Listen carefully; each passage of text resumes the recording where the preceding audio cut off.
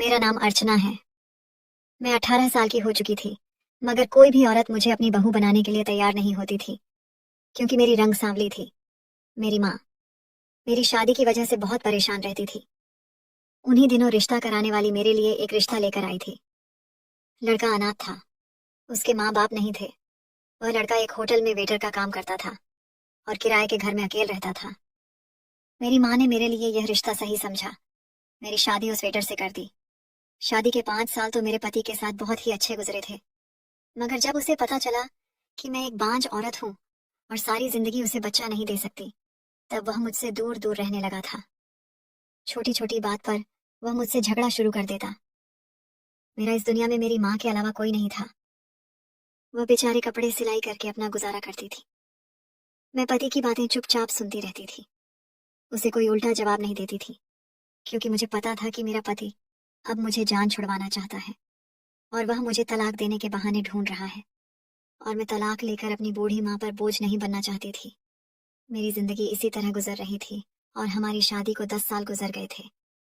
मेरे पति अब मुझसे कोई बात नहीं करते थे, घर भी बहुत कम आते थे। एक दिन जब वह घर आए तो उनके साथ एक औरत और 2 बच्चे थे, जो मेरे पति को पापा कहकर पुकार रहे थे। यह देखकर तो मेरा कलेजा ही फट गया था कि मेरे पति ने पता नहीं कब से दूसरी शादी कर रखी है और मुझे इस बात की खबर नहीं हुई थी। मेरे पति ने औलाद की खातिर दूसरी शादी कर ली थी और दूसरी पत्नी को मेरे बारे में कुछ नहीं बताया था। मगर जब मेरे पति की नौकरी चली गई और हालत खराब हो गए, तो फिर मेरे पति कुंदन अपनी दूसरी पत्नी को इस घर में लाना पड़ा। मेरी हैसियत तो पहले भी एक नौकरानी जैसी थी, मगर उस रात कुंदन की दूसरी पत्नी ने हंगामा खड़ा कर दिया कि इस घर में वह रहेगी या फिर मैं चुपचाप अपने कमरे में बैठी आंसू बहा रही थी। मेरा नाम अर्चना है।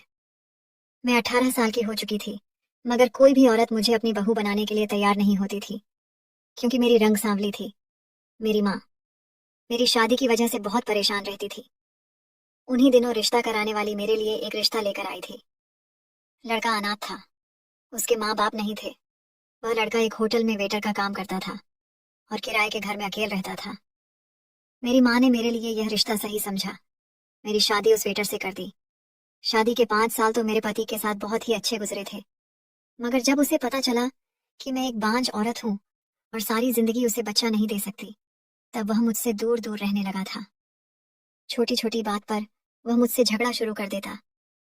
मेरा इस दुनिया में मेरी माँ के अलावा कोई नहीं था। वह बेचारे कपड़े सिलाई करके अपना गुजारा करती थी। मैं पति की बातें चुपचाप सुनती रहती थी, उसे कोई उल्टा जवाब नहीं देती थी, क्योंकि मुझे पता था कि मेरा पति अब मुझे जान छुड़वाना चाहता है और वह मुझे तलाक देने के बहाने ढूंढ रहा है। और मैं तलाक लेकर अपनी बूढ़ी माँ पर बोझ नहीं बनना चाहती थी। मेरी जिंदगी इसी तरह गुजर रही थी और हमारी शादी को 10 साल गुजर गए थे। मेरे पति अब मुझसे कोई बात नहीं करते थे, घर भी बहुत कम आते थे। एक दिन जब वह घर आए तो उनके साथ एक औरत और 2 बच्चे थे, जो मेरे पति को पापा कहकर पुकार रहे थे। यह देखकर तो मेरा कलेजा ही फट गया था कि मेरे पति ने पता नहीं कब से दूसरी शादी कर रखी है और मुझे इस बात की खबर नहीं हुई थी। मेरे पति ने औलाद की खातिर दूसरी शादी कर ली थी और दूसरी पत्नी को मेरे बारे में कुछ नहीं बताया था। मगर जब मेरे पति की नौकरी चली गई और हालत खराब हो गए, तो फिर मेरे पति कुंदन अपनी दूसरी पत्नी को इस घर में लाना पड़ा। मेरी हैसियत तो पहले भी एक नौकरानी जैसी थी, मगर उस रात कुंदन की दूसरी पत्नी ने हंगामा खड़ा कर दिया कि इस घर में वह रहेगी या फिर मैं चुपचाप अपने कमरे में बैठी आंसू बहा रही थी। उसने मेरी माँ की खराब तबीयत को देखते हुए एक गोली उनके मुंह में रख दी और कहने लगा कि आप डॉक्टर के आने का इंतजार कर लें। मेरी माँ की तबीयत कुछ अच्छी हो गई थी। मेरी माँ का ब्लड प्रेशर हाई हो गया था और जीभ के नीचे गोली रखने से काफी फर्क पड़ा था। जितनी देर में डॉक्टर साहब आए, तब तक वह लड़का हमारे साथ ही खड़ा रहा था। उसका नाम अरुण था। वह मुझसे माँ की हिस्ट्री पूछ रहा था और एक पर्चे पर लिखता जा रहा था। डॉक्टर साहब आए तो वह खुद माँ को अंदर ले गया और चेकअप करवाया। मैं और माँ वापस लौटने लगे तो उसने मुझे अपना फोन नंबर दिया और कहने लगा कि अगर कभी भी कोई दिक्कत हो तो आप मुझे फोन कर सकती हैं। वह 22 से 23 साल का बहुत ही खूबसूरत नौजवान था, लेकिन इससे भी कहीं ज्यादा मुझे उसकी नेक काम पसंद आई थी। वह लड़का और बाकी मरीजों के साथ भी बहुत ही अच्छे से पेश आ रहा था। मेरे लिए अब नौकरी पर जाना मुश्किल हो रहा था, क्योंकि मुझे नौकरी पर भी हर समय अपनी माँ की चिंता सताती रहती थी। 2 दिन के बाद माँ ने फोन करके बताया कि उनकी तबीयत बहुत ज्यादा खराब हो रही है। मैं ऑफिस से छुट्टी लेना चाहती थी, लेकिन मुझे छुट्टी नहीं मिली। मैं अरुण को मजबूरी में फोन मिलाया और उसे अपनी समस्या बताई, तो वह फौरन ही मेरे घर जाने के लिए तैयार हो गया। कुछ देर बाद कार अरुण का फोन आया। उसने मुझे बताया कि माँ की तबीयत अब कुछ अच्छी हो गई है। उसने मुझे कहा कि आप परेशान मत होना और आराम से अपना काम करना। आपकी वापसी तक मैं आपकी माँ के साथ ही रहूंगा। यह सुनकर मुझे तसल्ली हो गई थी।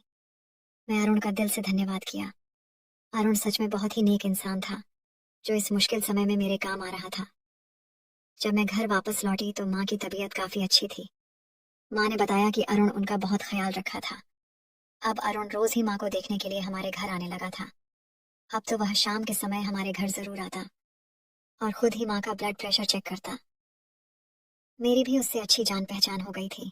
कार्तिक हमारे घर का फैमिली मेंबर बन गया था। मेरे लिए तो वह किसी छोटे भाई की तरह था। मुझे जब भी माँ की तबीयत को लेकर कोई परेशानी होती तो मैं फौरन ही अरुण को फोन कर देती। वह पिछले 3 साल से अस्पताल में जॉब कर रहा था और उसे दवाओं की बहुत ही ज्यादा जानकारी हो गई थी। एक दिन जब अरुण आया तो माँ सो चुकी थी। मैं हमेशा की तरह चाय बनाकर उनके पास आकर बैठ गई। अचानक ही अरुण ने मुझे एक ऐसी बात कह दी कि मैं हैरान रह गई। मैं सोच भी नहीं सकती थी कि अरुण इस तरह की कोई बात भी कर सकता है। मुझे लगा कि शायद वह मजाक कर रहा है। भला वह यह बात सोच भी कैसे सकता था कि उसकी और मेरी शादी हो सकती है। मैंने इस बात को अरुण का बचपना समझकर इग्नोर कर दिया और बात बदलकर पूछने लगी कि तुमने अपनी पढ़ाई क्यों छोड़ दी। वह कहने लगा कि उसे पढ़ाई का कोई खास शौक नहीं था। उसके पापा ने बहुत जोर दिया, लेकिन वह फिर भी पढ़ ना सका और उसने अपनी मर्जी से यह नौकरी कर ली। उसके माँ बाप उसकी नौकरी पर खुश तो नहीं थे, लेकिन अरुण के आगे वह कुछ नहीं कर सकते थे, क्योंकि अरुण बहुत ही जिद्दी टाइप का लड़का था। अरुण कहने लगा कि मुझे यह नौकरी करते हुए बहुत मजा आता है, बहुत सुकून मिलता है। जब मरीज सेहतमंद होकर अपने घर जाते हैं, वह पढ़ लिख कर डॉक्टर तो नहीं बन सका था, लेकिन उसने अपने इस काम में ही इतनी महारत हासिल कर ली थी, तो बिल्कुल डॉक्टर की तरह ही हर मरीज को समझा करता था। अरुण की हर बात ही अच्छी लगती थी, लेकिन मैं कभी यह नहीं सोच सकती थी कि वह मुझे शादी के लिए प्रपोज करेगा, क्योंकि मैं उम्र में उससे पूरे 12 साल बड़ी थी और एक तलाकशुदा औरत थी। लेकिन उसने अगले दिन ही मुझे दोबारा शादी के लिए पूछा, तो मैंने उसे साफ मना कर दिया और उसको समझाया कि वह मेरे लिए बिल्कुल छोटे भाई जैसा है और मैं ये सोच भी नहीं सकती कि मैं उससे शादी करूंगी। मेरी बात सुनकर अरुण उदास हो गया था और वह खामोशी से चला गया था। मुझे लगा कि अगले दिन वह नहीं आएगा, लेकिन जब मैं ऑफिस से लौटी तो वह पहले से ही मेरे घर में मौजूद था और माँ के साथ हंस हंस कर बातें कर रहा था। माँ को इतने समय के बाद हंसता हुआ देखकर मुझे बहुत खुशी हुई थी। अरुण ने मुझे देखते ही मुझे हेलो किया था और फिर माँ के साथ बातों में बिजी हो गया था। मैं इस लड़के पर हैरान थी, जिसे मैंने कल साफ साफ मना कर दिया था और मुझे लगा था कि अब वह नहीं आएगा, लेकिन वह तो रोजाना की तरह ही माँ के साथ बैठा हुआ था। मैं फ्रेश होकर चाय बनाने किचन में जाने लगी तो वह भी मेरे पीछे ही चला आया। उसके आहट पर मैंने चौंक पर देखा। वह कहने लगा, अर्चना, आप कब तक अकेले जिंदगी गुजारोगी? मैं आपसे शादी करना चाहता हूँ और आपको हमेशा खुश रखूंगा। मैंने एक लंबी गहरी सांस भरी और अरुण को एक बार फिर समझाया कि मेरी और तुम्हारी उम्र में बहुत अंतर है, हमारा रिश्ता मुमकिन नहीं है। मैं जानती थी कि जिस तरह की अरुण की आदत है, मैं अगर उसे गुस्से से पेश आऊंगी तो वह इस बात को लेकर और भी ज्यादा बहस करेगा। इसलिए मैं उससे प्यार से ही समझने की कोशिश कर रही थी। मैंने उसे समझाया कि एक तलाकशुदा और बांझ औरत हूँ और अब तो मैं बूढ़ी भी हो चुकी हूँ। तुम किसी जवान सुंदर लड़की से शादी करो। लेकिन अरुण तो यह बात मानने को तैयार ही नहीं था। कभी कभी मेरे दिल में ख्याल आता है कि अरुण को मुझसे शादी क्यों करनी है, जबकि वह कम उम्र और अच्छा खासा स्मार्ट लड़का, उसे कोई भी सुंदर लड़की मिल सकती है। मैंने एक दिन गुस्से में आकर उससे कहा कि पहले तुम अपने माँ बाप से इस रिश्ते की बात करो, उसके बाद आकर मुझे बताना। उसके बाद ही मैं शादी के बारे में कोई फैसला लूंगी। मुझे पूरा विश्वास था कि अरुण के माँ बाप नहीं मानेंगे। कोई भी माँ बाप अपने 22 साल के जवान लड़के के साथ 33 साल की तलाकशुदा औरतों से शादी नहीं करवाना चाहेंगे। अगले दिन अरुण हमारे घर आया तो उसने मुझसे शादी की कोई बात नहीं की और मुझे विश्वास हो गया कि अब वह मुझे तंग नहीं करेगा। अरुण को हमारे घर आते हुए 1 साल का अरसा गुजर गया था और अब पिछले 2 महीने में उसने एक बार भी मुझसे शादी की बात नहीं की थी। मैं सुकून से अपनी नौकरी कर रही थी। माँ की तबीयत भी काफी ठीक हो गई थी। मेरे ऑफिस में मेरी पोस्ट भी ऊपर हो गई थी। मैं अपनी माँ के लिए एक काम वाली रखना चाहती थी, जो हर समय मेरी माँ के साथ मौजूद रहे। लेकिन कोई भी विश्वास वाली औरत नहीं मिल रही थी, जिसे मैं अपनी गैर मौजूदगी में अपने घर छोड़ता। जितना समय अरुण हमारे घर गुजरा, हमारे घर के दरों दीवार हंसते मुस्कुराते रहते थे। उसके जाते ही घर में एक बार फिर से सन्नाटा छा जाता, क्योंकि मैं घर के कामों में बिजी रहती और मेरी माँ अकेली अपने कमरे में पड़ी रहती। अब तो मुझे भी आदत से हो गई थी कि अगर वह एक दिन भी नहीं आता था, तो मैं खुद ही उसे फोन करके उसकी खैर खैरियत पूछ लेती थी। एक दिन अरुण हमारे घर आया तो बहुत ही ज्यादा खुश था। मुझे देखते ही फौरन मेरे पास चला आया और कहने लगा कि मेरे माँ बाप इस रिश्ते के लिए मान गए हैं और आपके घर रिश्ता लेकर आना चाहते हैं। वह मुझसे पूछ रहा था कि आप बताएं, मैं उन्हें कब आपके घर भेजूं। ये सुनकर मेरे तो पैरों तले से जमीन ही निकल गई थी। मैंने उससे पूछा कि तुम क्या कह रहे हो। वह कहने लगा कि अर्चना, आप ही ने तो कहा था जब तुम्हारे माँ बाप इस रिश्ते के लिए मान जाएं, उसी समय आप मुझसे शादी कर लेंगे। मैं इतना समय लगाकर अपने माँ बाप को मना लिया हूँ, अब आप मुझे बताएं कि मैं उन्हें कब भेजूं। खुशी अरुण के चेहरे से फूटी पड़ रही थी और मैं यह सोच रही थी कि उसने न जाने कितनी मुश्किल से अपने माँ बाप को मनाया होगा। वह इतने महीनों से इसलिए खामोश था क्योंकि वह मेरी बात को मान रहा था, क्योंकि मैंने उससे कहा था कि अपने माँ बाप को मनाए पहले। मैं तो ये समझ रही थी कि वह अपने इरादों से बाज आ गया है। मैंने अपनी माँ को सब कुछ बता दिया और उनसे मशवरा किया, तो माँ के चेहरे पर खुशी फैल गई।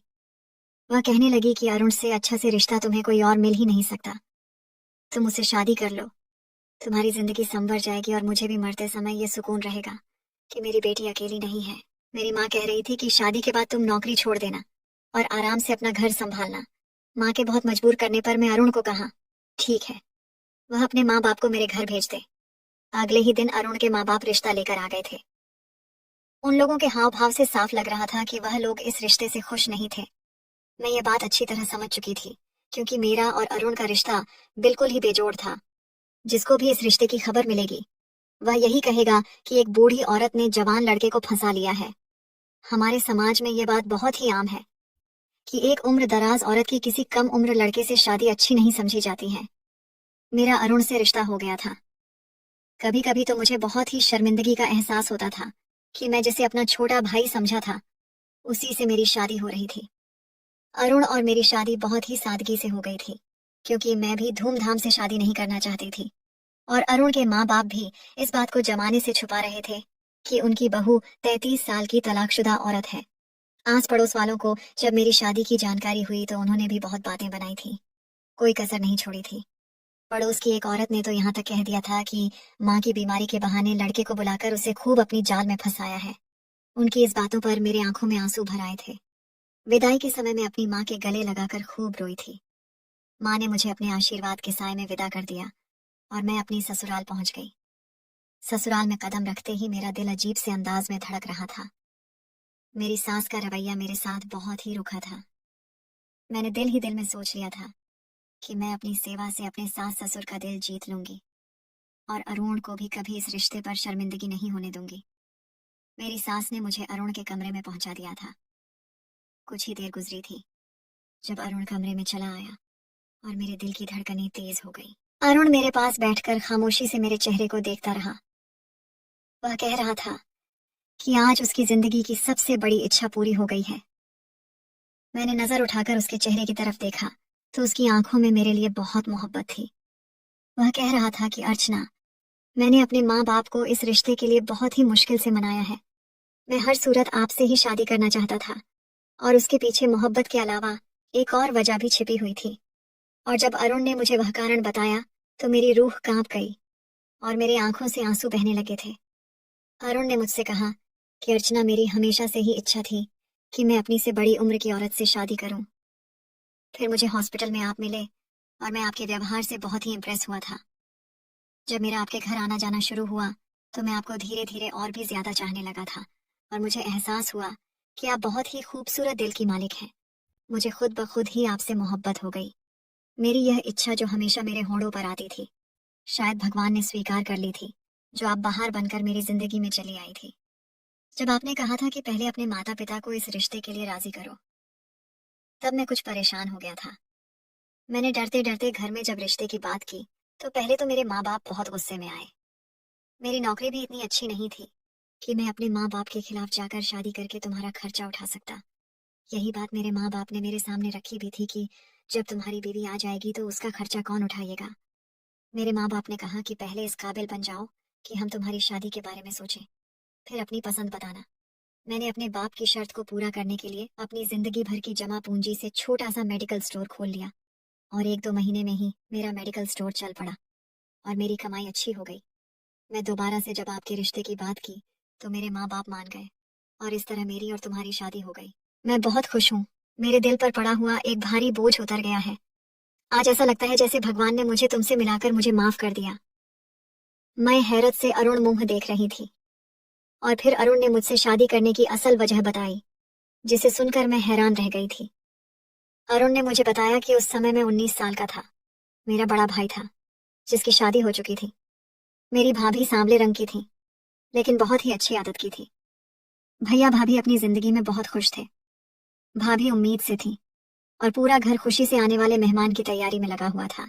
मेरी माँ को पोते की चाहत थी लेकिन मम्मी की इच्छा पूरी नहीं हुई और भाभी ने एक प्यारी सी बेटी को जन्म दिया। हम सब उस नन्ही सी बच्ची से बहुत प्यार करते थे, सिवाय मेरी माँ के। उन्हें तो पोते की आस थी और वह आस उनकी पूरी नहीं हुई थी। अभी वह बच्ची सिर्फ 1 साल की हो पाई थी कि भैया का एक एक्सीडेंट हो गया और वह उसे एक्सीडेंट में चल बसे। भाभी बुरी तरह टूट गई थी। इस घर में मेरे अलावा कोई ऐसा नहीं था जो भाभी को सहारा दे। मैंने भाभी को बहुत सहारा दिया, वरना मेरी माँ के तानों से तो वह मर ही जाती। उस बच्ची का नाम अंजलि थी। मुझे ही पापा समझने लगी थी और मुझे पापा बोलने भी लगी थी।